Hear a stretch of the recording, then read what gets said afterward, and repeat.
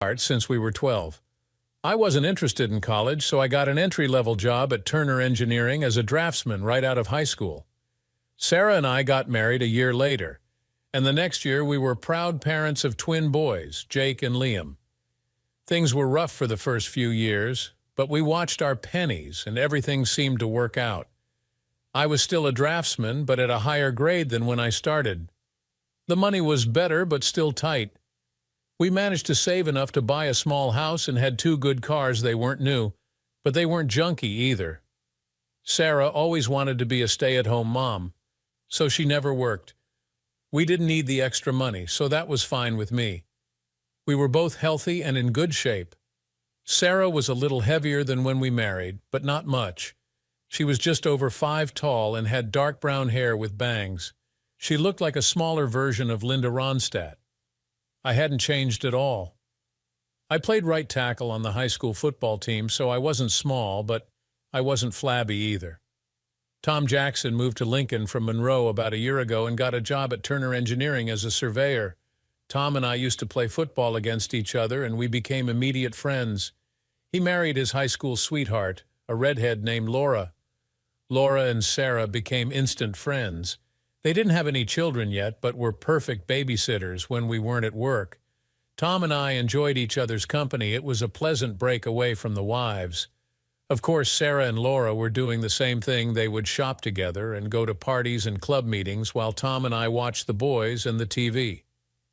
Laura also got a job as a secretary at Parker Engineering just outside of town. I started noticing things about 8 months ago. There used to be one PTA meeting every month, and now there was one every week. Laura didn't have any kids, but always went to the meetings with Sarah. The frequency of Tupperware and Magic Chef parties seemed to increase monthly, but they never bought anything. They joined a book club, but never seemed to find time to read. On the weekends they would go shopping for hours, but buy very little. Sarah's collection of fancy underwear seemed to be growing, but I never got to enjoy any. It started to eat at me. I never mentioned anything to Tom because he seemed oblivious to it. I didn't want to cause trouble if there was nothing going on. One evening, about an hour after I put the boys to bed, Sarah came home from a basket party of some sort. She took a shower before Laura picked her up, and as soon as she got home, she took another one. That seemed odd to me. While she was in the shower, I did a quick hamper check and found a set of black lace underwear. Now, who would wear black lace underwear to a basket party? I'm not in the habit of checking my wife's panties, but I did tonight and found the crotch to be damp and sticky. I put them in my pocket. I've never gone through my wife's purse or wallet until tonight. The only thing I was really interested in was her cell phone. Apparently, she felt pretty certain that I wouldn't be snooping because she hadn't deleted any calls for the last week. Most of the calls were to Laura, but a large number of incoming and outgoing calls were to KC, KH, and KW. Of course, I had no idea who they were, but I quickly deduced that C stood for cell, H stood for home, and W probably stood for work. I checked her address book, and Laura also had 3 numbers listed: Laura C, Laura H, and Laura W. I was amazed at how well organized my wife had her phone. I looked at Laura's work number and noticed it had an extension. I looked at the number for KW, and it was the same number as the one for Laura, but with a different extension.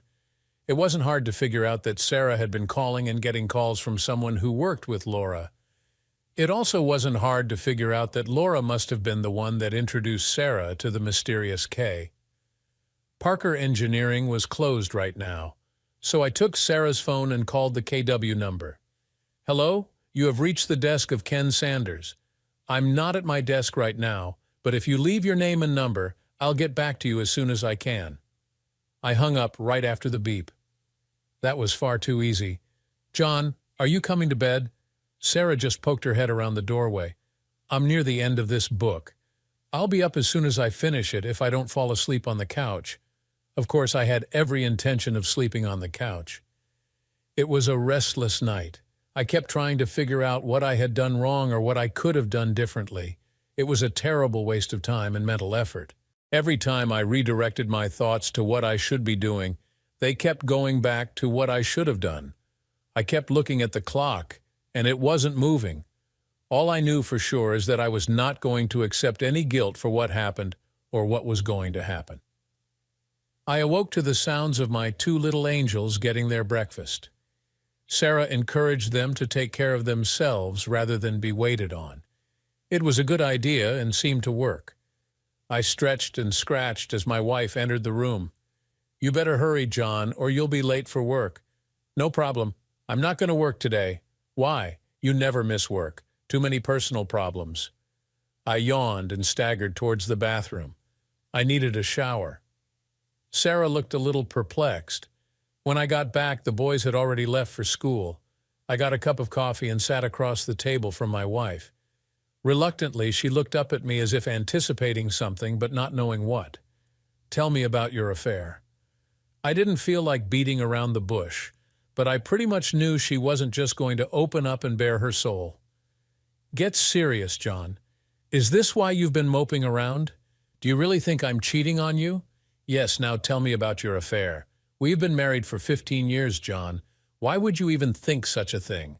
"Sarah, I have things to do today, and I have no intention of sitting here playing games with you." "I'll ask you one more time. Tell me about your affair." My loving wife let out an exasperated sigh and leaned towards me. "John, it's all in your head. There is no affair." "Well, I'd like to thank you for your honesty, but I can't now, can I?" She leaned back in her chair and sipped her coffee as if she had taken control of the situation. "Can you answer a few easy questions for me?" "Yes, John, of course. What would you like to know? Why do you go to PTA meetings every week when the secretary of the PTA says they only have monthly meetings, and you haven't been to any for 6 months?" "I'm not sure what you're talking about." She was a little less confident now. "You and Laura go to non-existent PTA meetings every Tuesday. Now, why would you lie about something like that?" Sarah struggled with the question for a moment and then came up with an answer. "I'm truly sorry, John. Tuesday is ladies' night at Rosie's Cantina, and Laura and I have been going for the 2 Ferrone margaritas. We didn't want you and Tom to think we were messing around, so we didn't tell you. It was a mistake, and I'm sorry. From now on, we'll tell you." "Nice try, Sarah." "You know, of course I'll be checking that out. I'm sure Laura will back you up, but how about the people at Rosie's?" "John, you're making more out of this than it is. When you go out to your little Tupperware parties and such, why do you take a shower before you go and another one when you come home?" She took her time again. "A lot of the women smoke at those parties. When I get home, I want to get the smell out of my hair." "It's not a big deal, John.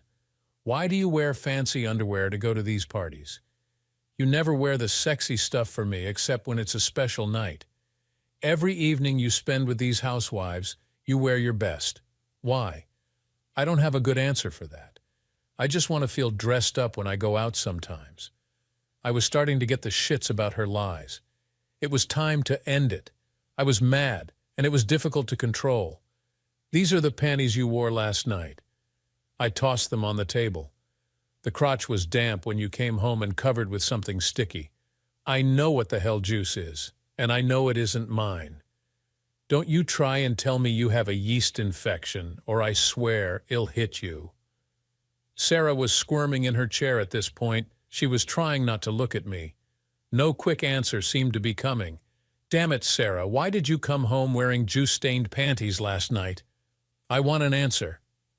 "Stop it, John. Just stop it. I can't take any more of this. We've been married for 15 years.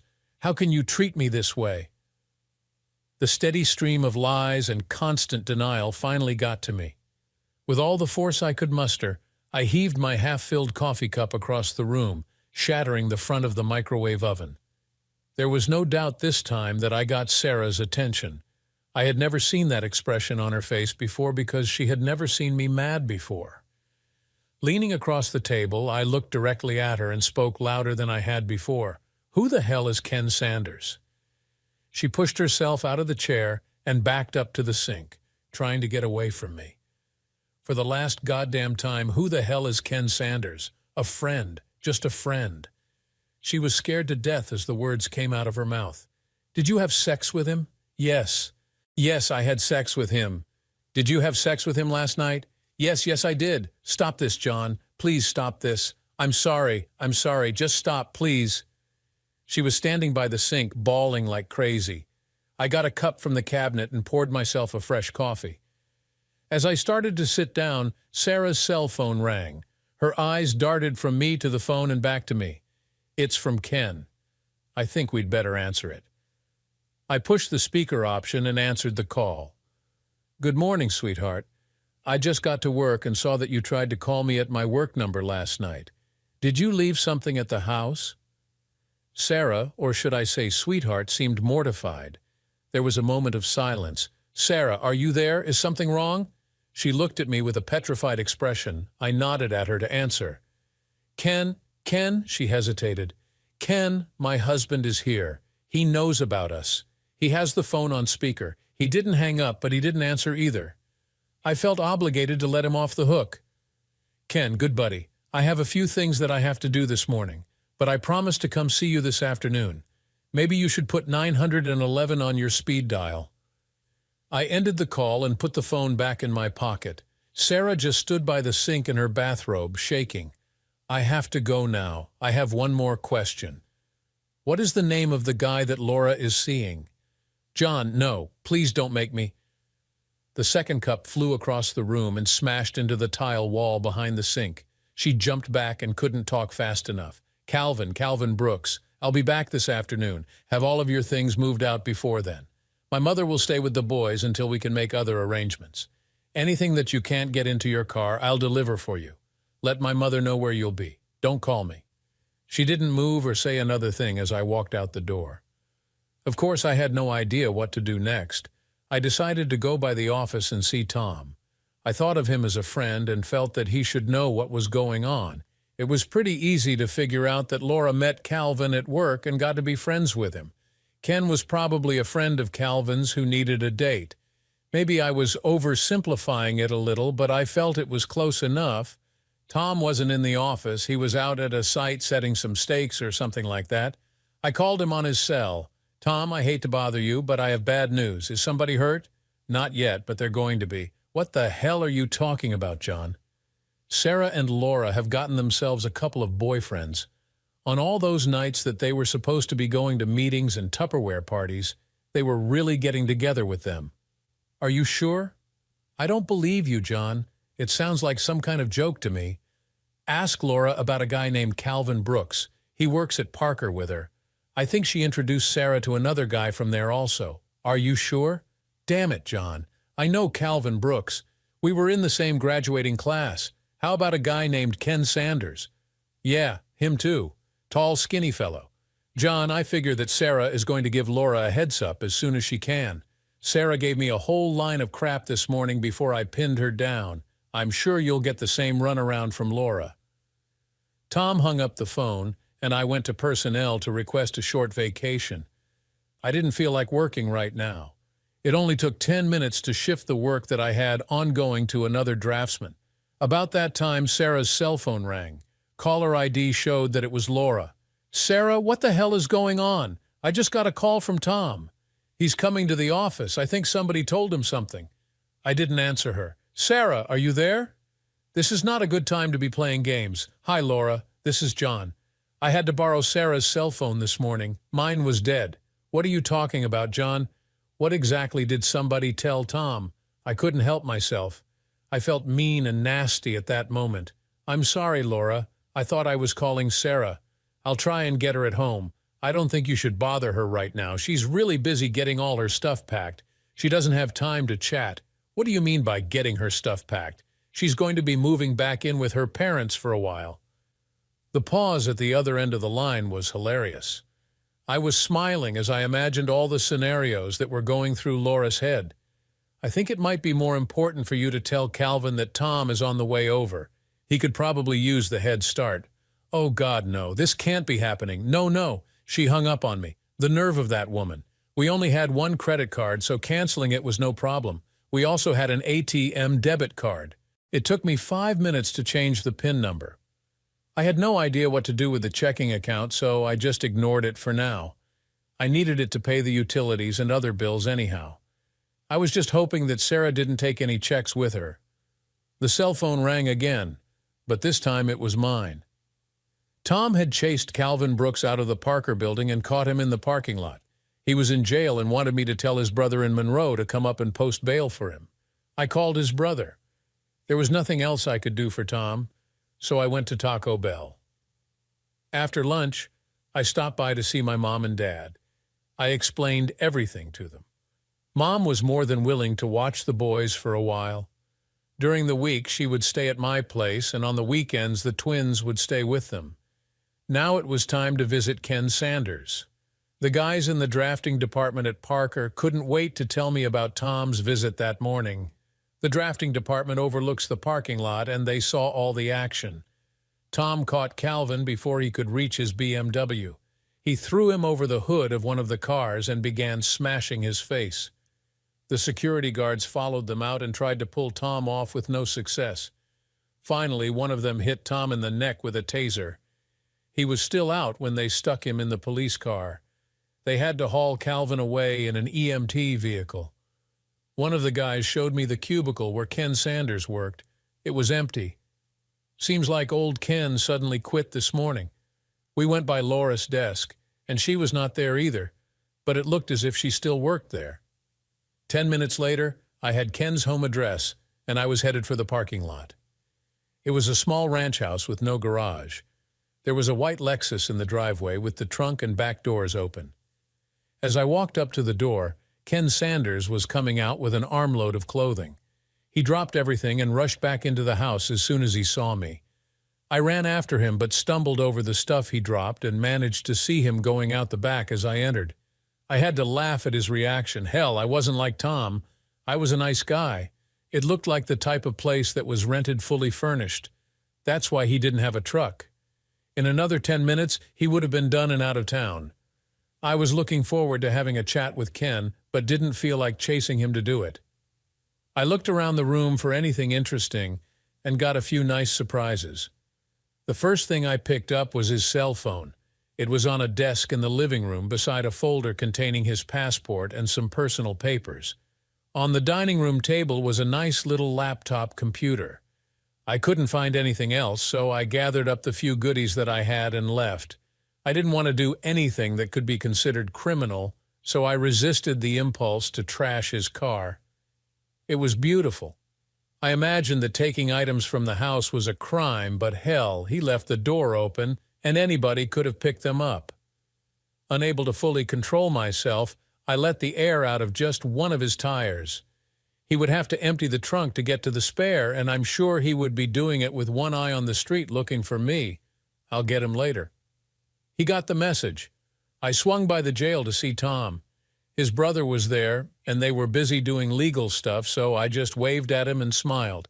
It looked like he had everything under control.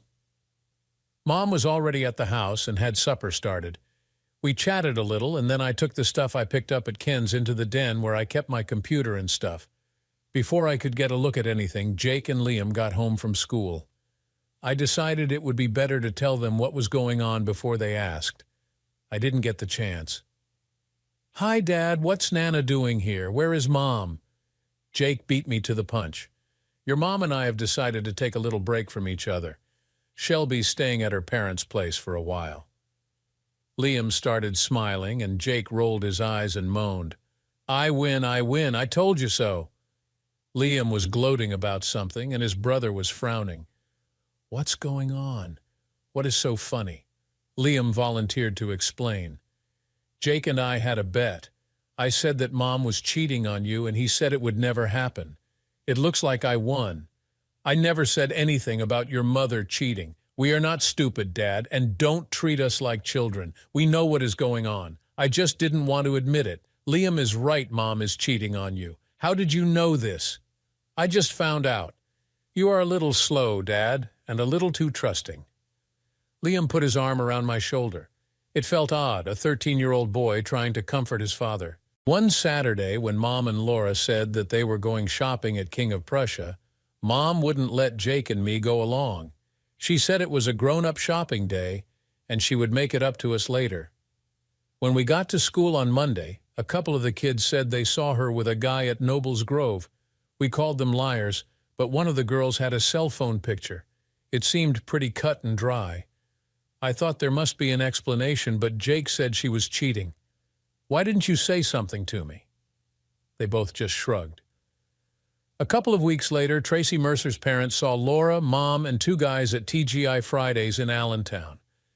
They told Tracy about it when they got home. I sat there dumbfounded. Thank goodness Nana called us for supper. We didn't discuss the problem during dinner, and I excused myself before dessert came. Fortunately, the boys decided to drop the subject for the rest of the night. I was relieved. I just started to look through Ken's laptop when his cell phone rang. It was a text message, DK for Snafulik Dirk. Sorry for the problems, love Sarah. I am not the world's greatest at text messaging. In fact, I am pretty bad. But I had no trouble reading this one. It came from Laura's cell phone, which meant that Laura and Sarah were together. I couldn't resist the temptation. TJ, thanks a lot, John. Now she knew that I had Ken's cell phone. I spent the next couple of hours looking through files and folders on Ken's computer. There were no emails between Sarah and Ken, but there were a few between Ken and some old friends in Somerset that were interesting. I was astonished by what I read and definitely did not like it. Sarah and I had been together almost our whole life, and now I found out that I never really knew her. She seemed to have bonded better with Ken in less than a year than she did with me in almost 20. While I was replacing the printer cartridge, I noticed that I was crying. That is not something that I normally do. She hurt me with her cheating, and now I felt salt in the wounds. Maybe it was from my tears. I printed out several emails and a dozen pictures. I would have done more photos, but I ran out of the expensive paper. There were no pornographic pictures or even anything racy. They were all fit for mixed company. Jake stuck his nose in the door and asked if he could call his mother. I didn't feel that I could refuse. My mother was with the boys while they talked to Sarah and overheard everything. She wasn't eavesdropping, but it appeared that the boys weren't trying to hide anything. Mom told me later that they did not cut Sarah any slack and blamed the entire problem on her. The conversation lasted less than 5 minutes. The emails were extremely interesting. Ken had applied for and was hired as an engineer for an alternative power project in Spain. His starting date was in 8 weeks. Apparently, he had not given notice at Parker that he was leaving. I'm sure that Laura knew, but nobody else there mentioned it. He had all the papers ready for the trip, except I had his passport. I'm sure he could get a replacement, but he better hurry if he wanted to make his start date. I guess he could always go to the police and report that I pilfered it, but I didn't think he would do that. He hadn't made any plane reservations yet. One of the emails to a close friend explained a lot of things. Sarah was planning on getting a divorce after she joined Ken in Spain. She realized that I would never allow her to take the boys out of the country, so she was going to have me declared an unfit father. The letter didn't go into a lot of detail as to how she was going to accomplish this, but indicated that it would be severe enough to deny visitation rights with the twins or custody. Now that was downright mean. Ken was the one writing this letter, so it was all hearsay. I would have liked to have something original from Sarah describing it, but I had to make do with what I had. I printed out several copies of this letter. Mom was falling asleep watching Lino, so I sent her up to her bedroom. The boys were already in bed. I fell asleep on the couch with 4 empty beer bottles on the coffee table.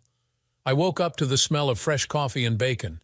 Mom always put out a good breakfast. The boys were finishing their cereal when I made it to the table. I had to endure a few good-natured digs before I could get started on my eggs. The conversation was light until it was time for the bus. Boys, I'm afraid that your mother is going to try and separate us. She is planning on having me identified as an unfit parent so that she can have you all to herself. I have no problem with shared custody if that will make the two of you happy, but I will not give up my right to see you and be with you. I don't want you to have to take sides, but I want you to know what is going on. Be careful and don't listen to any lies. Dad, we are smarter than you think. Don't worry about anything. We love Mom, but we are not going to let her screw you or us. Liam was smiling, and Jake gave me a thumbs up as they walked out the door. Mom filled my cup and sat down with one of her own. Relax, John. Everybody is on your side. After showering and shaving, I put on some clothes that were a little better than I normally wear. I felt a little odd when I left the house because I had 3 cell phones with me. I made a mental note to get a charger for the cell phone that I got from Ken. I probably wouldn't need it, but I'd rather be prepared. I signed in at the Family Services office and waited for a caseworker to call me. I was embarrassed when I finally got called because I happened to know the lady that came out to help me. "John Richards, I haven't seen you in over 10 years. What have you been up to?" Jody Mitchell was easy to remember in high school. She was one of the goth girls. The goths had their own little group and stuck together. They were ostracized by most of the other kids, especially the jocks, including me. She looked normal now, but all I will always remember her by is her pink-streaked hair, black lipstick, and dark eye makeup. The funny thing about the goths is that you could never tell if they were into drugs, sexual deviations, or witchcraft. As far as Jody was concerned, it was probably none of those, but you always believed the most outrageous. The nameplate on her desk read J. Mitchell, so I assume she never married. 12 years ago I could understand that, but today she looked great. "John, what can I do for you?" My train of thought was broken by her question. I found myself stammering a little. "You look great, Jody." She laughed at my awkwardness. "Do you mean compared to what I used to look like?" Now I was embarrassed. "I guess, but I didn't mean to imply anything. Relax, John. I was halfway through college when I realized I was smart enough to face the world as who I was without the fake facade. I have been in what you would call normal for almost 10 years. I'm a lot more comfortable with normal than before." Damn it, but that sounds patronizing. I have a hard time keeping my foot out of my mouth. You'll have to excuse me. Forget it. Now, why are you here? Before we start, I need to ask you a question. Do you have a file or report on me? Anything at all? Her fingers danced across the keys like a piano player. "Nothing here, John. You did marry Sarah Watson, is that correct?" "Yes. Nothing under her name either." "It looks like the two of you are feeding your kids and not beating them. You do have kids, right?" "Yeah. We have 13-year-old twin boys, Jake and Liam." "Okay. Now can we get down to the problem that brought you here?" "Jody, this is a little far-fetched, and I know it might seem hard to believe, but my wife is planning on leaving me and wants to take the boys with her." "It's not hard to believe, John. We see it all the time. Doesn't she have to have cause to do something like that? Usually, when the mother comes to us, she has documentation or something to prove the accusation. You just checked, and there's nothing there now, right?" "That's right, John. But how do I know you're not setting me up because you did something, and she hasn't got around to reporting it yet? Maybe she is getting medical information or police reports before she comes to our office. Just because we aren't showing anything in our computer doesn't mean you didn't do anything." "What you're saying is that I can't win." "No, I'm not saying that. Why do you think she is going to do something like this?" I had no intention of showing anyone the email that Ken had sent, but now I felt that I had no choice. I had to ask myself why I made the copies if I wasn't intending on giving them to anybody. I slid one across the desk to Jody. "Where did you get this?" "I took it off a computer that I obtained illegally. I know it can't be used for any legal reason, but it is some sort of proof of what is going on. The word conspiracy comes to mind, but I don't know the legal definition of it. I wanted to talk to you or somebody in this office because I didn't know what to do. I don't know how to protect myself and my sons from something like this, and I can't afford a lawyer." Jody Mitchell relaxed back into her chair. I watched her and did not blink. She rocked back and forth a few times and leaned towards me. "Can you come back tomorrow morning?" "Yes, fine. I'll see you then. Can I keep this copy of the email?" I nodded yes and turned to walk out the door. "It was nice to see you, John." I smiled and she smiled back. I forgot the goth girl and saw the new Jody. I didn't know any lawyers, and I didn't know any people who knew lawyers, so I had to pick one out of the telephone book. I knew that she was planning on divorcing me, but under the circumstances, things could change. I didn't want to take that chance. I wasn't sure what our financial picture would look like in the next few days or weeks, so I got the lawyer to quote me a price for the whole package up front, and I paid it in cash. I told him to do it the quickest and easiest way he knew. If she wanted the house, she could have it. With the property depreciation, it was worth less than the mortgage. The other thing I insisted on was joint custody of the twins at a minimum. I would take full custody if he could swing it. I would pay child support, but no alimony. On the way to lunch, I got a call from Tom. He needed a place to stay, and of course, I offered to put him up. We met at Taco Bell for the gourmet lunch combo. He had a silly grin on his face when I walked up. "I know you can't be that happy. What happened?" A friend of mine who works at Community General Hospital gave me a little update on Calvin. Laura went over there to visit with him. While she was there, Calvin's wife walked in with her 2 kids. Laura had no idea that she was being played. It got so messy that the hospital security people had to escort Laura out. I went by Parker to talk to her, and she was no longer there. She had quit. I guess she must be at home right now, but I'm not sure. Why wasn't his wife living up here with him? I don't know. Why wasn't he going home to his wife and kids on the weekends? Don't know that either. To be honest with you, I don't give a damn. Tom took a week off from work so he could get things straightened out. I didn't know where he was going to sleep since my mom was staying at the house also, but we decided we would figure something out. He was going to swing by his place to try and pick up some clothing and his personal stuff just in case Laura was not there. He decided he didn't want to talk to her after all. I was headed for my insurance agent, but I never made it because the cell phone rang again. "John, it's David Watson. Can you come over to the house for a while so we can try and sort things out? Sarah is a wreck and her mother isn't helping. Who is going to be there?" "The 3 of us and Sarah's sister, Katie. I'm not sure what you hope to accomplish, but I'll be there in about 20 minutes. It was a somber group. I took my folder of goodies in with me, and I declined the coffee. Who wants to start? John, Sarah seems to think that you were overreacting a little. She claims that you were raging mad and forced her to say things that were not true in order to calm you down. She claims that she did nothing wrong and you have no right to throw her out. I got the distinct impression that my dear wife had related a very sanitized version of what happened to her parents. I can understand why she would not want to admit her infidelity to them, but resented the fact that she shifted the blame to me. What do you want me to do, David? Prove that she is a liar or admit that I made a mistake? I would just like to see a few facts so we can understand things a little better. What did she tell you about her boyfriend? She claims that she didn't have a boyfriend.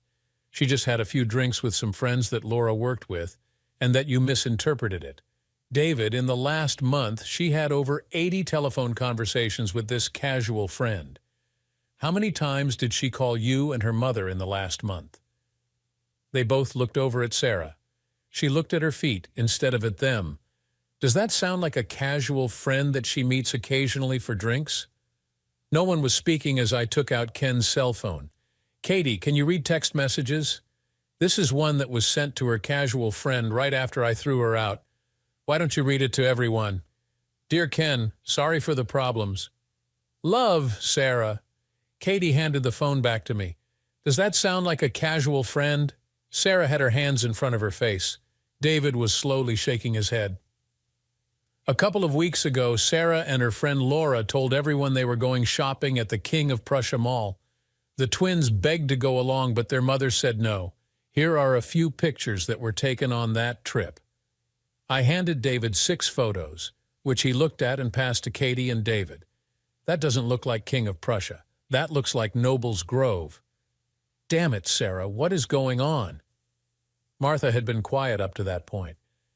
Sarah, in every picture, you were hanging onto this man's arm for dear life. That's not what you do with friends. It appears that the fellow in these pictures, Ken, I assume, is far more than a friend.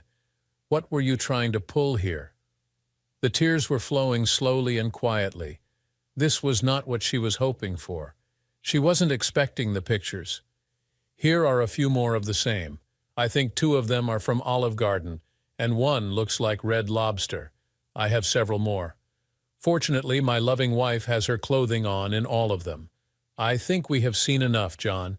I'm sorry that we had to call you over here for this. David seemed upset over the way he was deceived. As I got up, Sarah was leaving the room bawling like a baby. We never got to discuss the stains on her underwear. I guess at that point it was not necessary. David walked me to the door. "John, I am sorry that we can't undo what has been done, but I guarantee you that it will not be ignored." He shook my hand as I left. Mom and Tom had a rollaway bed set up in the den when I got home. It wasn't actually a den, just a small extra room that I kept the computer in. Tom had a pile of extra clothes that he got from his house stacked up in the corner. Laura wasn't at home when he stopped by. The most interesting thing waiting for me when I got home was the mail. Actually, it wasn't waiting for me, it was for Sarah. A nice official envelope from the passport department. I knew that I was not supposed to open it, but I couldn't help myself. It was, of course, a passport, but more exactly it was a family passport. The picture was of Sarah and the two boys. I remembered when the boys told me that they had a picture taken, but I never imagined it was for this purpose. Of course, there was no passport for me in the envelope. I immediately called David and told him to tell Sarah that it had arrived. If she wanted her passport, all she had to do was send Ken to the house to pick it up. I would only give it to Ken. Normally, I would have been at work when the mail arrived. I never would have known she got it. David informed me that they asked Sarah to find someplace else to stay. They had no idea where she was going to go. It appeared that they were slightly pissed at their daughter. He did promise to tell her about the passport. The supper conversation was interesting, and it mostly involved the boys. "A lady from Family Services came to see us at school today," Jake said with a coy little smile. "Would you like to expand on that a little? Did she speak to you together or separately? Both of us at one time." "Her name was Jody. She said the two of you went to high school together. We went to the same high school at the same time, but we weren't together." I got a frown from Liam for being a smartass. "Pay attention, Dad. What did she want to talk to you about?" "You. All she talked about was you. Jake and I both agreed that she liked you." "You got that from a short conversation?" "She talked to us for over an hour. We missed gym and part of geography. They were both talking at the same time, and I was having trouble keeping up. Dinner was interrupted by a phone call from Katie. She wanted to talk. I met Sarah's sister at McDonald's. We took a corner table with 2 very hot coffees. John, Sarah asked me to try and explain what was going on. She couldn't do it herself. This might sound stupid, but if I have any questions, how will you answer them? I don't think I can.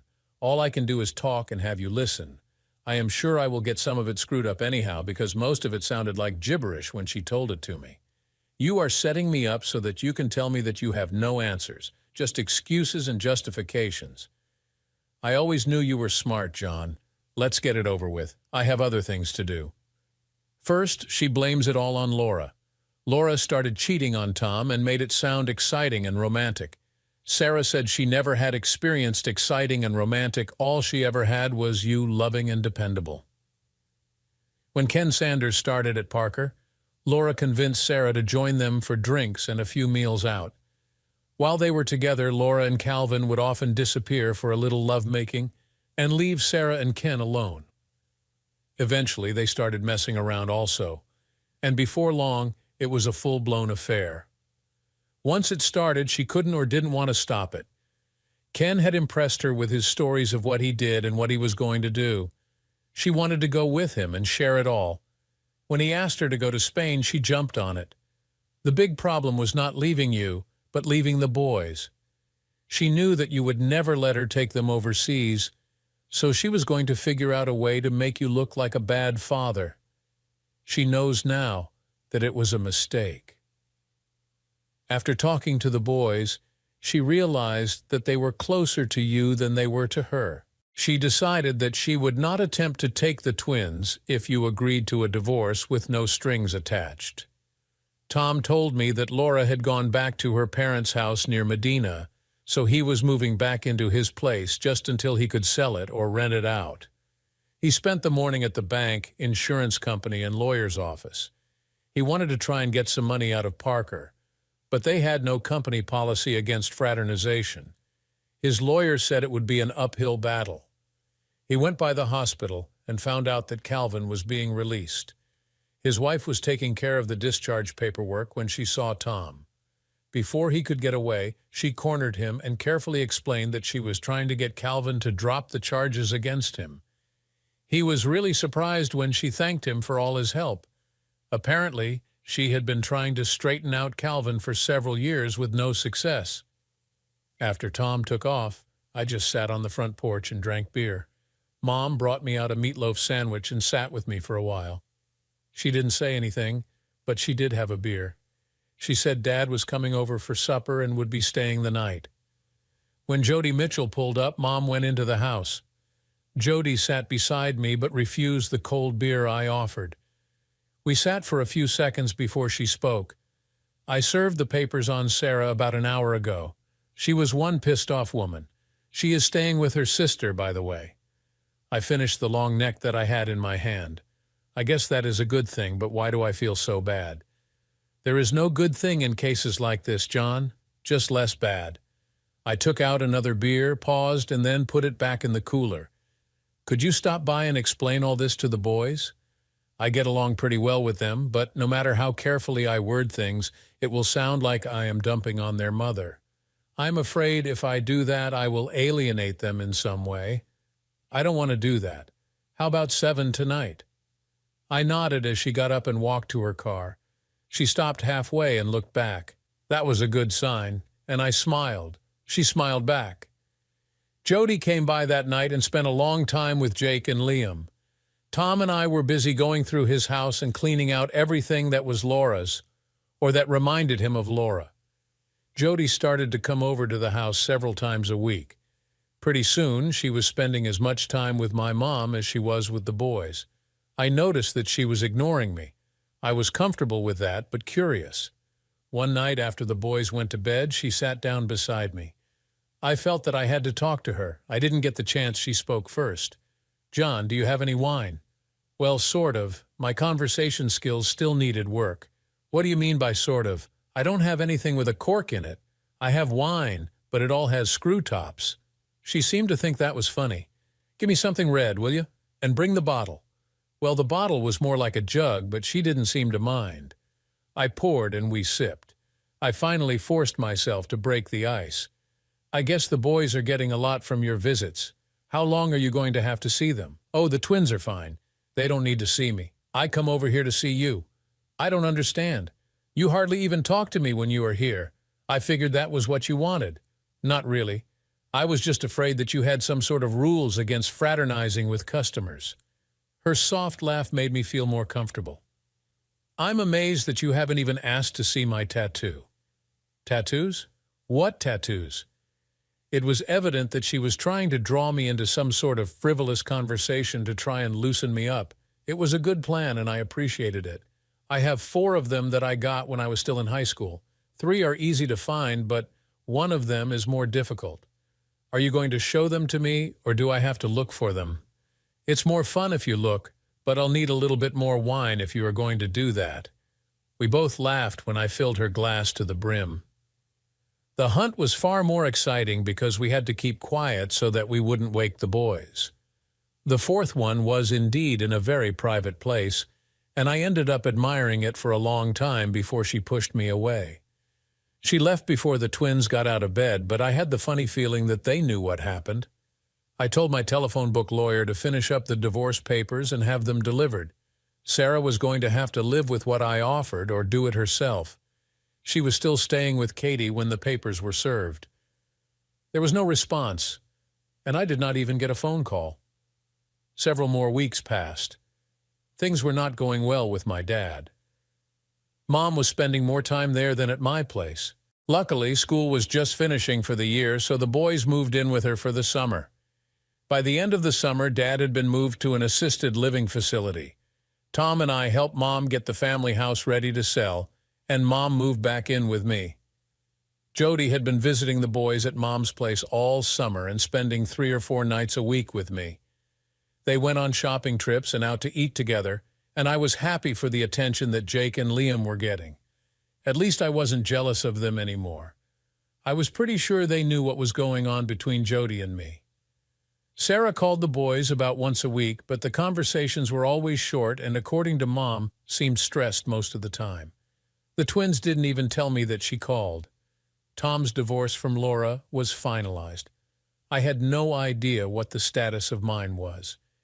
He had also decided that he wanted to start his own surveying business and asked me to go in with him. I was a little short on cash to contribute until Mom came to the rescue. When she and Dad ran out of money, Medicare would take over his expenses. Rather than watch it all dwindle away, she felt that I should use it for the business. I believe that she was also thinking of it as an investment in her future. 3 months later, Tom and I had our own little survey business. Luckily, my drafting skills converted over to drawing plots. About a week after school started for the new semester, the twins got a visit from their mother. They thought they were going to the guidance office to see Jody, and were both disappointed to see Sarah. They tried their best to be polite and respectful to her, but it still didn't go well. She told them that she loved them both and was sorry that things worked out the way they did. She was going to Spain to see the windmills, and she would send them some postcards. She promised to call them every year on their birthday, and she would send them fabulous Christmas presents. They said she was crying when she left. Sarah never called me or notified me that she was leaving, but her parents showed up at the house the next week. They apologized again for what Sarah did, but did not attempt to defend her or justify her actions. Jake and Liam were their only grandchildren, and they wanted to be able to see them. I had no trouble with their request. They said Katie was too ashamed to come see me. She was torn between her sister and her parents. 2 months later, my divorce was final. Jody and I went to Red Lobster to celebrate. It was a rare night out without the boys. They didn't seem to mind. In fact, I believe they were glad in a way. We spent the night at the local Holiday Inn. The twins were excited when I got home at 10 the next morning. They didn't say anything but spent the whole day grinning from ear to ear. A year later, the business was doing great, but unfortunately, Dad passed away. Mom expressed an interest in moving to Florida with her sister, but didn't want to leave the boys. The twins felt that Grandma should go.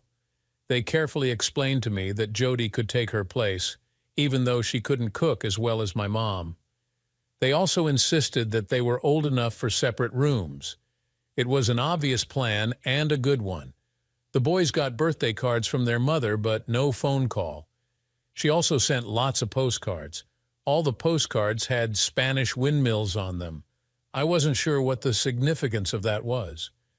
She sent them 2 fancy embroidered dresses for Christmas, but hadn't anticipated the growth spurt that young boys reaching their teen years go through. Neither of them seemed disappointed that the dresses were too small. Parker Engineering became our biggest client. Tom was glad to learn that Calvin was now teaching electronics at the Lebanon County Vocational School, a big come-down from his previous position. He was no longer married. Laura remarried and moved to California. Ken Sanders did not last 6 months at his new job. He was now working in the States, but nobody seemed to know where. Tom had contacted his high school alumni association to see if he could find out.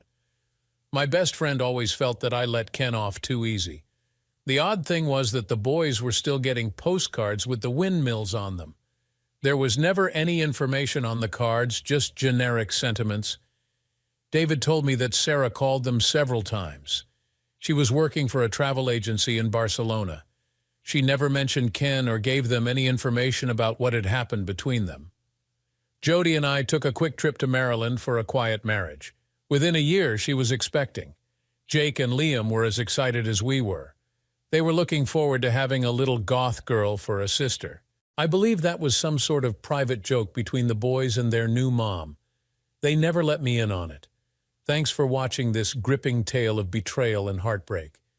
How would you handle discovering your spouse's double life? Let us know in the comments below, and don't forget to subscribe for more incredible stories.